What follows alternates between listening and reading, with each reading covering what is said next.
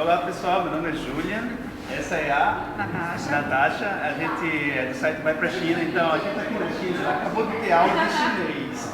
E aí, como é que é estudar chinês aqui na China? Maravilhoso. Sendo uma brasileira. Maravilhoso. Como foi o processo de Do chegar começo aqui ao na fim, China? é uma experiência maravilhosa. Não tem outra palavra para dizer.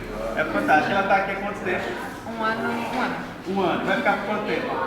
Sem previsão. Quando eu puder ficar, eu vou ficando. Valeu, e como você conseguiu pelo site Vai Pra China? Você chegou aqui pelo Vai Pra China? Foi Fácil, foi difícil?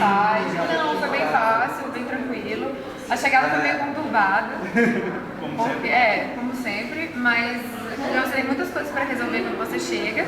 Mas, como eu disse antes, é um processo muito tranquilo, calmo, você faz tudo direitinho. E aí, tá Você gostando ajudou da China? muito, né? Tá gostando da Julia, China? Tá gostando da China? Maravilhosa. Ah, bacana, bacana. Então, Eu indico e recomendo o site para todo mundo que queira vir morar na China. E com certeza eles são super capacitados para que você chegue aqui com a maior tranquilidade do mundo. valeu. Experiência tranquila. Ok.